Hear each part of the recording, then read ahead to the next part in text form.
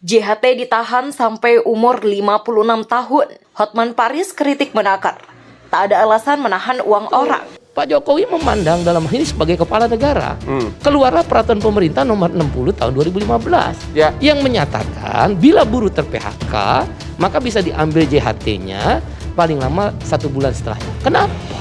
Karena PHK di mana-mana dan Pak Jokowi mempertimbangkan faktor ekonomi. PHK itu termasuk bisa lah dicairkan dengan masa tunggu sebulan. Keluarlah itu. Jadi Permen 02 ini mengembalikan ke filosofinya lagi. Yaitu baru bisa dicairkan kalau usia 56. Yang lagi krisis, yang kemudian terjadi PHK, maka kata-kata pensiun itu termasuk PHK. Maka nggak ada yang salah. Nah sekarang menteri ngelawan presiden, Menaker sekarang ngelawan presiden. Mengapa? Karena itu memang dana untuk hari tuanya. Untuk hari tua.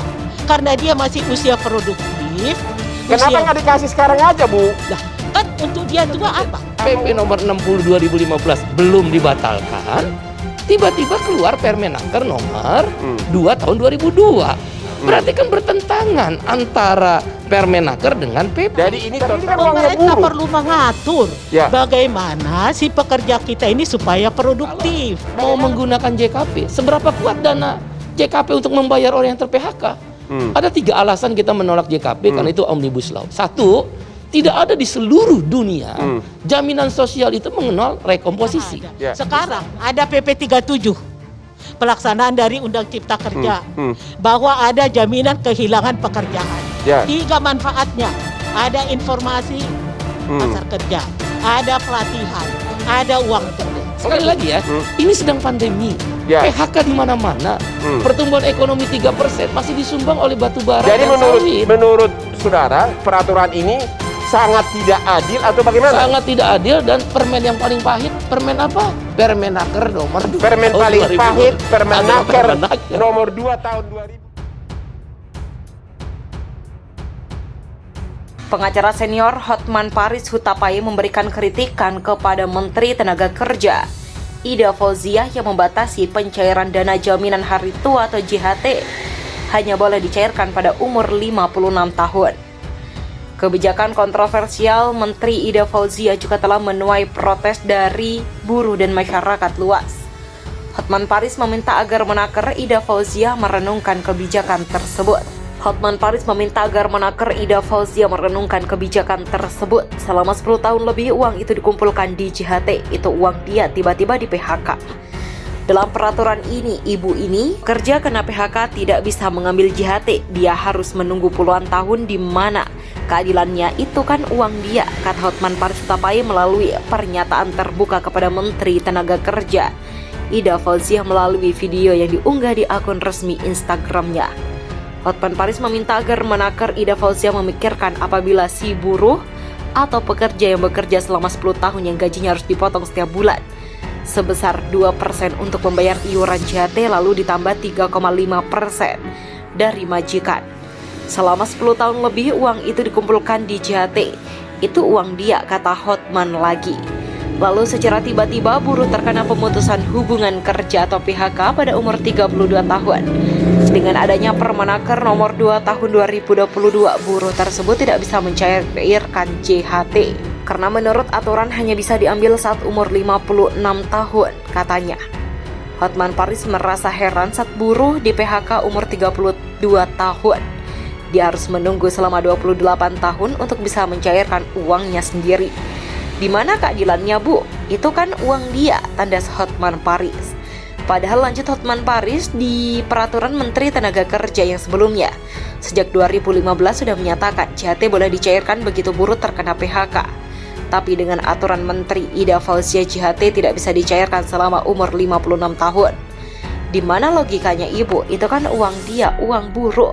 Tandas Hotman Paris, pengacara yang telah berkiprah di hukum bisnis selama 36 tahun ini khawatir saat buruh di PHK umur 32 tahun yang tidak harus menunggu 28 tahun bisa mencairkan dana JHT, maka ia akan sudah jatuh miskin karena menjadi pengangguran terlalu lama. Karena itu Hotman Paris meminta kalau memang ada undang-undang yang selaras dengan aturan yang dikeluarkan Menteri Tenaga Kerja Ida Fauziah, maka seharusnya undang-undang tersebut yang diubah agar bisa menciptakan keadilan bagi kaum buruh. Karena kami abstraksi hukum manapun dan nalar hukum apapun. Tidak ada alasan untuk menahan uang orang lain, kata Hotman Paris.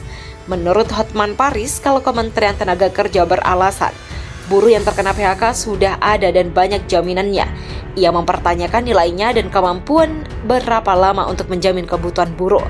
Tapi berapa bulan cukup untuk membiayai hidup diri dan keluarganya terlepas dari apapun alasannya. Karena itu, uang buruh tidak ada alasan apapun untuk menahan uang tersebut, apalagi sampai puluhan tahun, terang Hotman Paris. Memang benar dana JHT itu oleh BPJS Ketenagakerjaan dan diinvestasikan sehingga menjanjikan imbalan hasil. Tapi kalau sudah puluhan tahun tidak bisa dicairkan, sangat kecil harapan bisa ditarik oleh buruh dengan imbal hasil yang memuaskan. Ingat kasus Asabri Jiwasraya, walaupun reksadananya sudah diawasi oleh OJK atau Otoritas Jasa Keuangan. Apa yang terjadi itu dana yang dimainkan Jiwasraya hilang semua di pasar modal. Tolong hati-hati, Bu. Ia kembali menegaskan JHT itu adalah uang buruh atau pegawai yang merupakan hak mereka. Benar-benar tidak ada alasan untuk menahan dana JHT itu selama puluhan tahun, katanya. Seperti kita tahu berdasarkan Peraturan Menteri Ketenagakerjaan atau Permenaker Nomor 2 Tahun 2022 tentang cara dan persyaratan pembayaran manfaat jaminan hari tua atau JHT menuai kontroversi. Permenaker yang diundangkan 2 Februari 2022 oleh Menteri Ketenagakerjaan Ida Fauzia dan mulai berlaku 3 bulan setelahnya, ia menetapkan batasan usia 56 tahun sebagai penerima manfaat JHT.